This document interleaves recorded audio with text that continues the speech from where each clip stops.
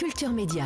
Philippe Vandel. Bonjour Rémi Jacob. Bonjour Philippe, bonjour à tous. Au sommaire de votre journal des médias. Michel Drucker absent de l'antenne plusieurs semaines pour raisons médicales. Avec nous pour en parler ce matin sur Europe 1, le directeur des antennes et des programmes de France Télévisions. Il sera en direct dans quelques instants. Également un record de visionnage sur MyCanal.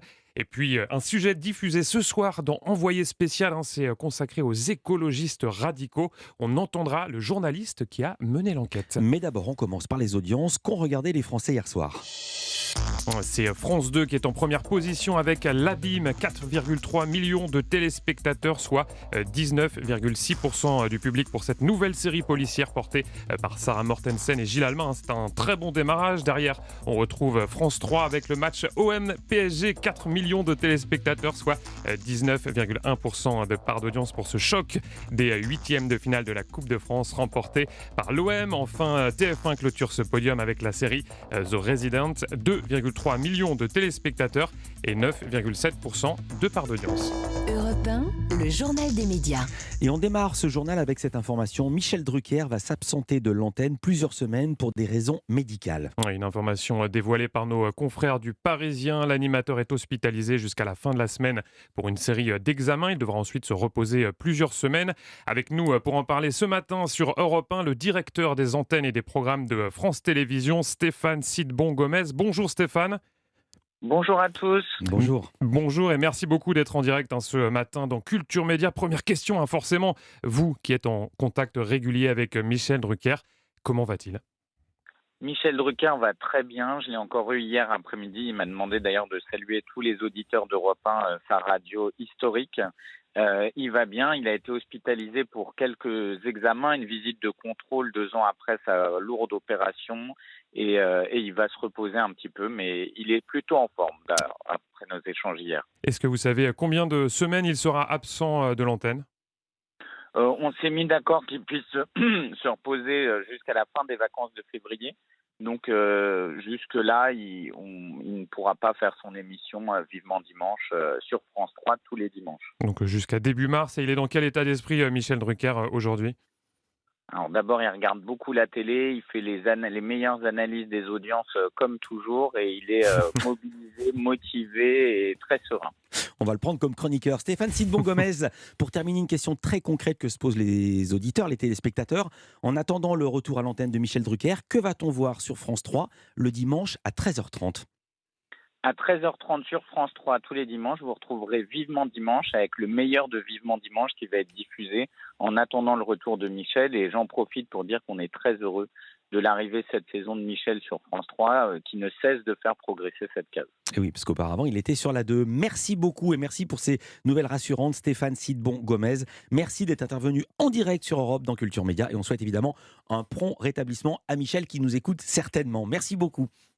Bonne journée. Bonne journée à vous.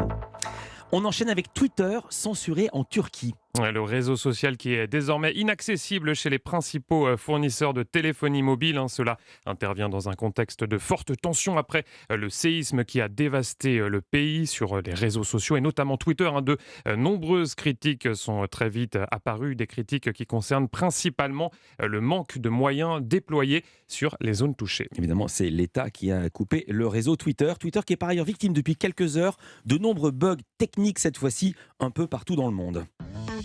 On va parler maintenant d'un record de visionnage sur MyCanal. Oui, ça concerne 2 séries portées par Jonathan Cohen. L'une est la suite de l'autre, mais toutes 2 ont en commun cet humour plutôt absurde. Je pense qu'il est un peu trop tôt pour faire un choix. D'accord. Mais mon choix est fait. Ah, donc vous avez choisi. Oui, mais je pense qu'il est encore un peu trop tôt pour faire un choix. Bah non, si votre décision est prise, c'est qu'il n'est pas trop tôt pour faire un choix. Ah bah, alors, ma décision est prise, je D'accord. l'ai même noté sur ce papier. D'accord. Mais pour le coup, je pense qu'il est encore un peu tôt pour faire un choix.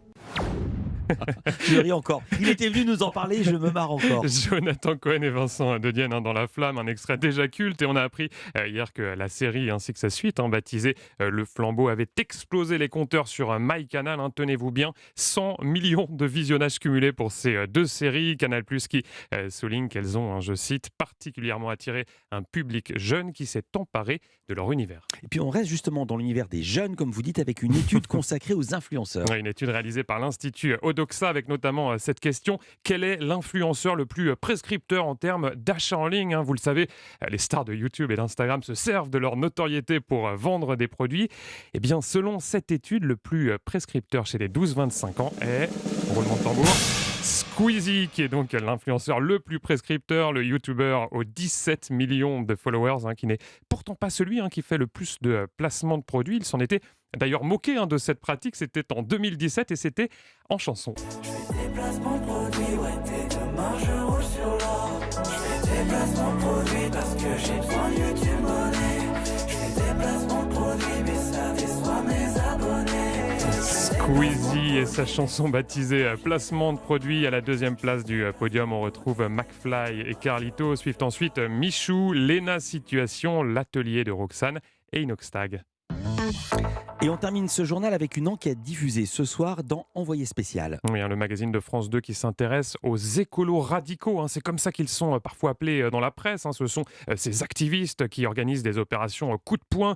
Objectif, faire parler de la cause environnementale. C'est le cas notamment, vous le verrez ce soir, de Rachel. Rachel, elle a 20 ans. Elle est militante du mouvement Dernière Rénovation.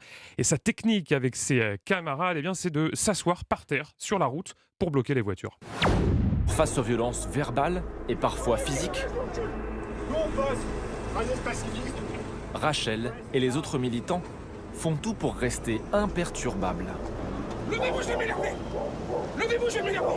Pour prolonger le blocage, Rachel se colle même les mains au bitume avec de la glu.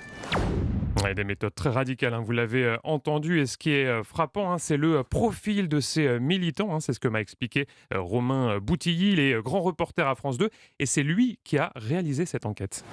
Ce qu'on a découvert, c'est que c'est quand même beaucoup de jeunes trentenaires assez diplômés, issus de familles qui ont un capital culturel, des CSP+, qui sont urbains, qui sont très, comme on dit, éco-anxieux et qui n'ont jamais milité dans les partis politiques. Ils font pas ça de gaieté de cœur. On a l'impression que c'est le dernier recours, que c'est vraiment par désespoir que la plupart de ces activistes prennent sur leur congé, sur leur week-end pour aller se coller la main à la route ou bloquer des gens sur le périph' ou envahir des usines, voire même les saboter.